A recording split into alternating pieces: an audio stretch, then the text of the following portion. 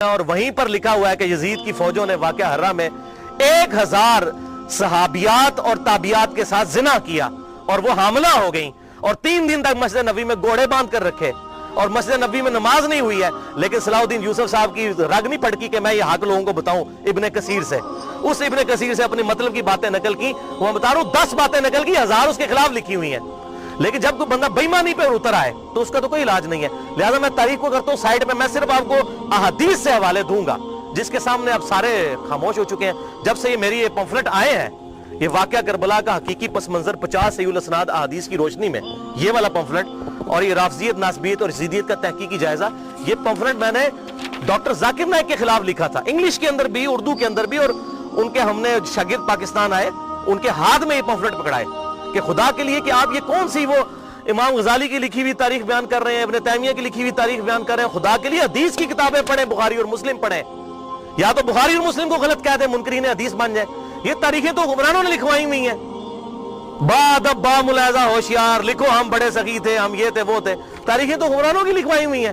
حدیثیں ہیں, یہ ہیں ایماندار لوگ محدثین, یہ ہیں اصل اہل حدیث اہل سنت جنہوں نے حق بات امت کو بتائی. ان کو فالو کریں. تو دین جب محدثین سے لیا تو اس طرح کی باتیں محدثین سے لینی ہے. اتھینٹسٹی تو محدثین کی ہے نہ کہ ان لوگوں کی ہے. تو اس حوالے سے یہ بات آپ سمجھ لیجئے. 3 سیاہ کارنامے یزید کے.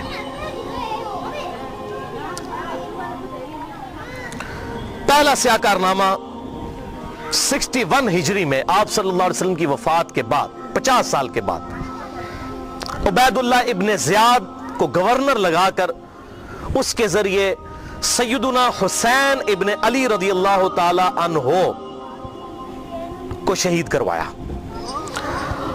18 اہل بیت میں سے اور 54 لوگ دوسرے شہید ہوئے واقعہ کربلا کے دوران. ٹوٹل 72 لوگ.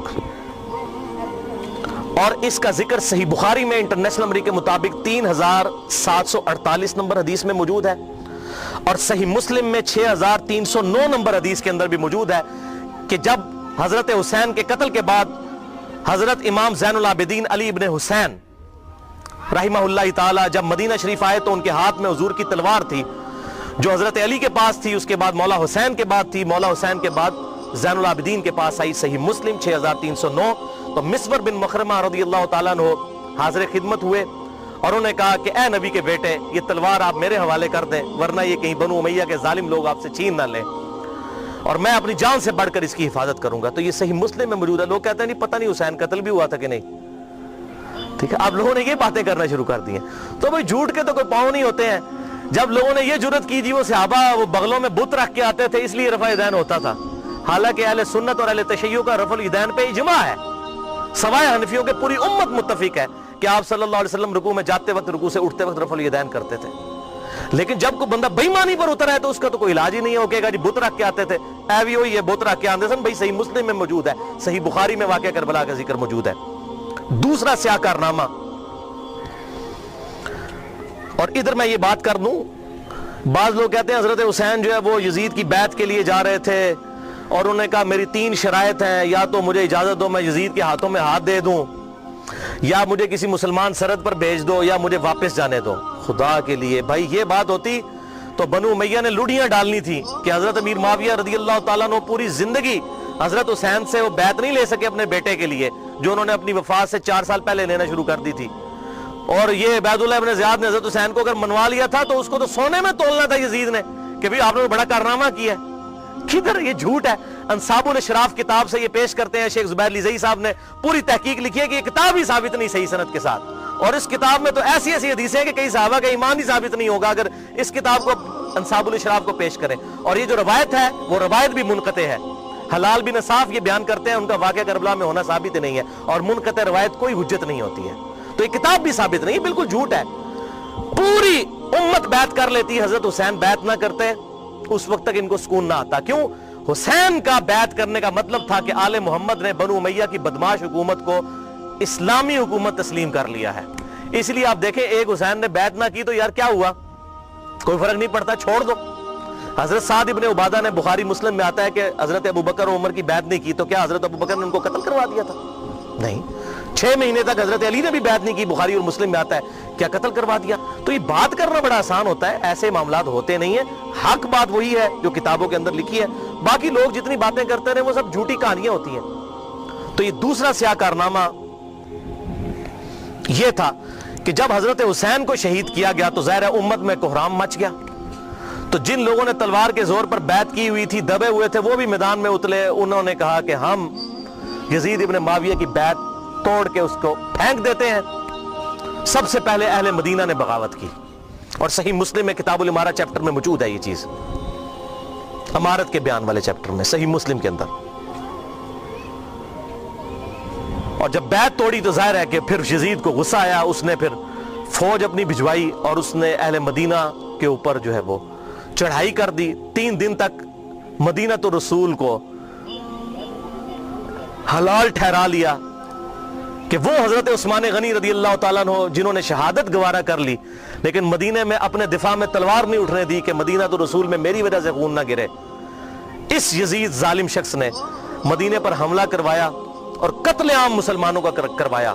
صحیح بخاری میں کتنی حدیثیں میں ان کے حوالے دے دیتا ہوں.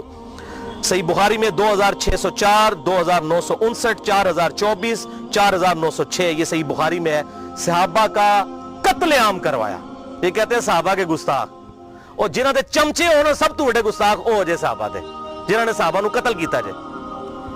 گالی دینا تے چھوٹا جرم ہے, قتل کروانا بڑا جرم ہے. اور گالی بھی میں نے بتا دیا انہوں نے شروع کروائی ہوئی ہے. یہ ساری بدعتیں بنو امیہ کی شروع کی ہوئی ہیں, ممبروں پر حضرت علی پر لعنت کرنا اور صحابہ کو قتل کرنا. اور صحیح مسلم میں 3339, 3319, 3323 سے لے کر 3333 تک یہ 15-20 احادیث ہیں جن کا لب لباب یہ ہے کہ آپ صلی اللہ علیہ وسلم نے ارشاد فرمایا, جس نے اہل مدینہ کو ڈرایا, اہل مدینہ کو دھمکایا, یا مدینہ میں بدعت کو جاری کیا, مدینہ والوں پر ظلم کیا, اس پر اللہ کی لعنت, اللہ کے فرشتوں کی لعنت اور تمام لعنت کرنے والوں کی لعنت. کہتے ہیں یزید پر لعنت نہ کریں. ہم کسی کلمہ گو اہل قبلہ کے اوپر لعنت کے قائل نہیں ہیں. آپ صلی اللہ علیہ وسلم نے ہمیں منع کیا ہے, لیکن اس کا یہ مطلب نہیں کہ وہ لعنت کا اہل نہیں ہے. لعنت خود بخود ہو جائے گی. قرآن میں آیا لعنت اللہ علی الکاذبین, جھوٹوں پر اللہ کی لعنت.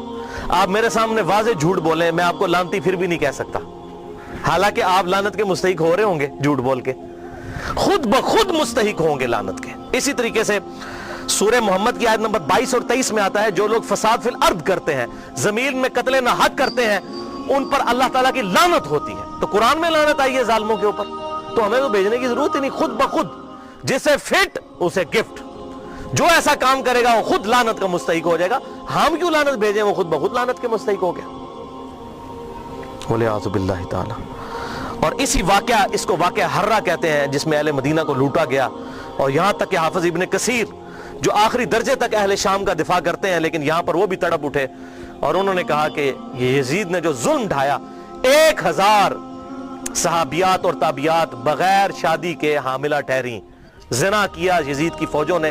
3 دن تک مسجد نبوی میں گھوڑے باندھے, وہاں پر پیشاب کرتے رہے, اور مسجد نبوی میں نماز نہیں ہوئی. اور حتیٰ کہ پھر حافظ ابن کثیر تڑپ اٹھے جب مختار سقفی نے 22,000 قاتلین حسین کو ایک ایک لسٹ بنا کر قتل کیا, تو ابن کثیر کہتے ہیں کہ اس نے مسلمانوں کے دل ٹھنڈے کر دیے. ایک تو توابون کھڑے ہوئے 4000 کے قریب, لیکن وہ عبید اللہ ابن زیاد کا مقابلہ نہیں کر سکے. بعد میں مختار سقفی نے جس طریقے سے ان کو قتل کیا جو حضرت حسین کے خلاف کھڑے ہوئے تھے, اور آپ دیکھیں اس کا سرغنہ کون تھا, عمر ابن سعد ابن ابی وقاص, جنتی صحابی کا بیٹا. حضرت نوح علیہ السلام پیغمبر سے بیٹا کیا نکلا, کافر. کہتے نہیں صحابہ کی اولاد, او بھئی نبی کی اولاد سے بڑھ کر کون ہو سکتا ہے, حضرت نوح کا بیٹا کافر. تو اس کی وجہ سے حضرت نوح کو تو کوئی لعن طعن نہیں کر سکتا. اسی طریقے سے عمر ابن سعد جیسے سعد ابن ابی وقاص جنتی صحابی ہیں. ایک مجلس میں جن 10 صحابہ کو بشارت ملی ان میں یہ بھی شامل ہے, اور آخری وقت تک یہ حق کی آواز بلند کرتے رہے الحمدللہ. اب سعد ابن ابی وقاص میں صرف بیان کروں کس طرح وہ حضرت علی کے فضائل امیر معاویہ کے دور میں بیان کرتے تھے اور ڈنکے کی چوٹ پہ کرتے تھے, اور جو لوگ حضرت علی پر لعنت کرتے تھے ان کے وہ خلاف کھڑے ہوتے تھے. یہ پورا ایک ٹاپک ہے بخاری اور مسلم کے اندر, جو کبھی ٹائم ملا تو میں انشاءاللہ بیان کروں گا. لیکن بیٹا آگے دیکھیں کیا نکلا. اسی واقعہ حرہ پر امام احمد بن حنبل رحمۃ اللہ علیہ کا قول صحیح سند کے ساتھ اسی ابن جوزی کی کتاب میں موجود ہے, صفحہ نمبر 40 پہ, جو عربی میں نسخہ ہے, اردو میں آپ کو مل جائے گا. یہ امام احمد بن حنبل سے ان کے شاگرد نے پوچھا यजीद इब्न माविया के बारे में कि क्या आप यजीद इब्न माविया के बारे में आपका क्या ख्याल है, यह अब मैं आपको बताने लगा हूं कि अहले हदीस का क्या मौकिफ था। सबसे बड़े अहले हदीस अहले सुन्नत इमाम अहमद बिन हंबल अल मुतवफ़ा 241 हिजरी, जो अहले सुन्नत के बड़े आइम्मा हैं, बुखारी और मुस्लिम के उस्ताद हैं। और वो क्या कह रहे हैं, आप हदीस में किसको लेते हैं कि जी किस रावी पर बहस करनी है, आप कहते हैं ये फलां मुहद्दिस इसको ज़ईफ कहता है। अब ये सबसे बड़ा इमाम अहले सुन्नत का क्या कह रहा है, वो कहते हैं कि यजीद वही है जिसने मदीने वालों के साथ वो करतूत किए जो उसने किए। शागिर्द ने पूछा यजीद ने क्या किया था, अहमद बिन हंबल ने फरमाया उसने मदीने वालों को लूटा था। शागिर्द ने पूछा क्या हम यजीद से हदीस बयान कर सकते हैं, अहमद बिन हंबल ने फरमाया यजीद से हदीस मत बयान करो, और किसी के लिए यह हलाल ही नहीं है कि वो यजीद से एक हदीस भी बयान करे। फिर शागिर्द ने पूछा कि जब यजीद ने यह हरकतें की थी तो किन लोगों ने यजीद का साथ दिया था, तो अहमद बिन हंबल ने फरमाया अहले शाम ने, ये शामियों ने ये गलत काम किया था जो यजीद के साथ मिलकर अहले बैत के साथ और अहले मदीना के साथ जुल्म उन पर ढाया था। ये दूसरा कारनामा। और तीसरा स्याह कारनामा 64 हिजरी में, इसी दौरान हजरत अब्दुल्ला इब्न ज़ुबैर रज़ियल्लाहु ताला अन्हु, ये वो सहाबी हैं जिनके बारे में सही बुखारी में आता है, जब मुसलमान हिजरत करके मदीना शरीफ आए तो यहूदियों ने कहा हमने मुसलमानों पर बंदिश कर दी है, इनके घर अब औलाद नहीं होगी। तो सबसे पहले बेटा पैदा हुआ हजरत अबू बकर का नवासा अब्दुल्ला इब्न ज़ुबैर, हजरत आयशा की जो बहन थी अस्मा बिनते अबी बकर, उनका बेटा अब्दुल्ला इब्न ज़ुबैर। और हुजूर ने अपने मुबारक हाथों से इनको गुट्टी दी थी, खजूर चबाकर, सही बुखारी में आता है। ये वो हैं अब्दुल्ला इब्न ज़ुबैर सहाबी। ये भी हजरत हुसैन की तरह जिन चंद बड़े लोगों ने बैत नहीं की, कौन कौन थे उनमें, हजरत हुसैन इब्न अली, अली का बेटा, हजरत अब्बास का बेटा अब्दुल्ला इब्न अब्बास, अबू बकर का बेटा अब्दुर्रहमान बिन अबी बकर, और जुबैर का बेटा इब्न ज़ुबैर, अब्दुल्ला इब्न ज़ुबैर। तो ये नुमाइंदा शख्सियात ही सामने आती है ना। मुझे बताएं, आज अगर जरदारी और नवाज शरीफ मिलके इमरान खान की बैत कर लें तो क्या ये दो बंदों की बैत होगी, पूरी पार्टी की? या इमरान खान और जरदारी मिलके नवाज शरीफ की कर लें, या इमरान खान और नवाज शरीफ मिलके जरदारी की बैत कर लें, तो क्या ये दो बंदों की बैत होगी, पूरी पार्टी की? वो कहते नहीं सबने बैत कर ली थी। और भाई नुमाइंदा शख्सियात तो उम्मत की यही थी ना, बाकी तो सारे बेचारे इसी तरह होते हैं। हुसैन तो नहीं रोजाना मामा जमनिया, हुसैन बनना शौक है। आपने बुखारी में हजरत अबू हुरैरा का कॉल सुन लिया कि वो कहते हैं मुझे डर है मैं उन लोगों के नाम बताऊं तो मुझे कत्ल कर दो, तो उन्होंने अपनी जान बचाई। जान बचाना भी फर्ज है, लेकिन आला तरीन दर्जा यह है जो सही मुस्लिम में हदीस है, इंटरनेशनल नंबर के मुताबिक 177 नंबर हदीस सही मुस्लिम किताबुल ईमान में, कि बुराई जब देखो तो हाथ से रोको, हाथ से नहीं रोक सकते जुबान से, नहीं तो कम से कम दिल में बुरा जानो, लेकिन ज़ालिका अदअफुल ईमान, ये ईमान का सबसे लोएस्ट दर्जा है। तो हजरत हुसैन लोएस्ट दर्जे पर तो नहीं थे भाई, जिसके जीन्स प्रॉफिट के जीन्स हो, जिसका ब्लड और खून नबी का खून हो, वो लोएस्ट दर्जे पर ईमान रखेगा? वो तो आगे बढ़कर बातिल का मुकाबला करेगा। यही वजह है कि हजरत हुसैन जो है उनको ये टाइटल मिलना था। और ये भी आप बात याद रखें, हजरत हुसैन ने हुजूर की जिंदगी में क्या कारनामा किया? 6-6.5 साल उम्र थी, हुजूर सल्लल्लाहु अलैहि वसल्लम की वफात हो गई। कारनामा करना था। इस्लाम तकवे की बुनियाद पे किसी को टाइटल देता है, इन्ना अक्रमकुम इंदल्लाहि अतकाकुम। हजरत हुसैन ने कौन सा कारनामा किया था? कारनामा भाई करना था। जन्नती नौजवानों का टाइटल इसलिए मिला कि उन्होंने वो काम करना था कि जब उम्मत सो चुकी हुई थी उन्होंने उम्मत को जगाया। और ऐसी भी उम्मत जागी कि आज तक जब भी कहीं पर जुल्म होता है हुसैन की मिसाल पेश की जाती है। लोग कहते हैं क्या हुआ जी, हुसैन के साथ भी तो 72 लोग थे ना, अगर हम थोड़े हैं। सूरह नहल में आया कि इब्राहीम अलैहिस्सलाम अकेले ही पूरी उम्मत थे। हक थोड़ा हो, हक हक है, बातिल बातिल है, चाहे वो कसरत में कितना ही ज्यादा हो। ठीक है, तो ये बात आप समझिए इस हवाले से। तो अब्दुल्ला इब्न ज़ुबैर ने भी बगावत की, उन्होंने हिजाज, मक्का, मदीना और पूरे एरिया पर उन्होंने अपनी खिलाफत कायम कर ली और यजीद सिर्फ शाम तक रह गया। तो फिर यजीद ने अब्दुल्ला इब्न ज़ुबैर रज़ियल्लाहु ताला अन्हु को कत्ल करने के लिए और उनकी हुकूमत को खत्म करने के लिए जो खिलाफत थी, अपने गवर्नरों को भेजा, सपा सलारों को भेजा। 64 हिजरी का यह वाकया है और ये सही मुस्लिम में इंटरनेशनल नंबर के मुताबिक 3245 सही मुस्लिम 3245 नंबर हदीस है कि इब्न ज़ुबैर पर जब हमला किया उस दौरान खाना काबा को मिंजनीक से पथराव किया गया, गिलाफ काबा भी जल गया। 3245 सही मुस्लिम। ये करतूत है। कहते हैं जी वो तो ये थे जनती थे, वो भी मैं पोल खोलना केड़े पास जनती सी हो। صحیح مسلم 3245 خانہ کعبہ کو جلا دیا. لیکن پھر اس دوران پہلے واقعہ کربلا, اس کے بعد واقعہ حرہ ہوا, اور پھر ابن زبیر پہ جب حملہ کیا اسی دوران یزید مر گیا 64 ہجری کے اندر. جب مرا تو پھر ابن زبیر نے اسی جنگ کے دوران وہ مر گیا. ابن زبیر نے کہا کہ جاؤ اپنے شیطان کی خبر لو, وہ مر گیا. تو پھر اس کی فوج تتر بتر ہو گئی.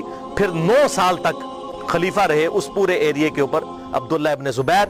پھر جب عبد الملک بن مروان کے مرنے کے بعد بنا, اس نے پھر حجاج ابن یوسف کو بھیجا. پھر دوبارہ خانہ کعبہ پر حملہ ہوا, اور وہ بھی صحیح مسلم 6496 نمبر حدیث میں موجود ہے. پھر ابن زبیر کو حجاج ابن یوسف نے, جو اسی بنو امیہ کی باقیات تھی, اس نے قتل کر کے خانہ کعبہ کے دروازے پہ ان کی لاش, صحابی رسول کی لاش لٹکائی 1 ہفتے تک کے لیے. صحیح مسلم 6496. ابن زبیر کو 74 ہجری کے اندر شہید کر دیا گیا. یہ بھی انہی کا کارنامہ تھا. اب یہاں پر میں کسی محدث کا فتویٰ, کسی محقق کا فتویٰ, کسی حکومتی ملے کا فتویٰ, کسی روزی روٹی چلانے والا دین سے اس کا فتویٰ نہیں, امیر المؤمنین سیدنا عمر ابن خطاب رضی اللہ تعالیٰ عنہ کا فتویٰ صحیح بخاری سے پیش کرنے لگا ہوں. انٹرنیشنل نمبرنگ کے مطابق صحیح بخاری میں 6830. سیدنا عمر کا جب آخری حج تھا تو آپ کو کسی نے آ کر خبر دی, اس کے بعد آپ شہید ہو گئے, کہ لوگوں میں یہ چیما گوئیاں ہیں کہ جب عمر مر جائے گا تو ہم فلاں شخص کو اپنا خلیفہ بنا لیں گے, خود ہی چن لیں گے. اب یہ فلاں کون ہے, اس کو تلاش کرنا ہے. یہ فلاں کون تھا خلافت کا لالچی, یہ آپ کے لیے اسائنمنٹ ہے. فلاں شخص کی ہم بیعت کر لیں گے. حضرت عمر کو اتنا غصہ آیا کہ مسلمانوں کے مشورے کے بغیر. صحیح بخاری 6830, بڑی لمبی حدیث ہے. حضرت عمر فاروق رضی اللہ تعالیٰ عنہ ممبر پر چڑھے, اور ابن عباس کہتے ہیں کہ میرا گھٹنا جو ہے نا وہ بالکل ممبر کے ساتھ ٹچ تھا جب میں نے یہ حضرت عمر کا خطبہ خود سنا. اور حضرت عمر اتنے غصے میں تھے, میں نے کہا کہ آج تو یہ, بلکہ صحیح بخاری اسی حدیث میں آتا ہے کہ عبد الرحمن بن عوف کہتے ہیں کہ آپ تو عرفات کے میدان میں خطبہ دینے لگے. تو میں نے کہا امیر المومنین یہاں پر ہر طرح کے لوگ موجود ہیں, کوئی پڑھ لکھے ہیں, کوئی ان پڑھ ہے, تو آپ کی بات کا کوئی اور مطلب نہ لے لیں, آپ صبر کریں, مدینہ جا کے خطبہ دیں. تو مدینہ شریف جا کر پہلا کام حضرت عمر نے خطبہ دیا 6830, بڑی باتیں ارشاد فرمائی. اور پھر اس میں ارشاد فرمایا ورڈ بائی ورڈ, لفظ بائی لفظ حضرت عمر کے الفاظ. صحیح بخاری 6830. دیکھو, خیال رکھنا کہ کوئی شخص بھی بغیر مسلمانوں کے مشورے کے اور بغیر اتفاق رائے کے تم پر مسلط نہ ہونے پائے, ورنہ اس کا انجام قتل و غارت ہوگا. اور وہ آپ نے دیکھا کتنی قتل و غارت ہوئی. حضرت حسین کو شہید کیا گیا, واقعہ حرہ ہوا, پھر خانہ کعبہ کو جلایا گیا. پیچھے کیا رہ گیا؟ مکے کی حرمت پامال, مدینے کی حرمت پامال, اہل بیت کی حرمت پامال. اس سے زیادہ کیا کر سکتا تھا؟ اور حضرت عمر نے پہلی پیشن گوئی کی تھی مسلمانوں کے مشورے. تو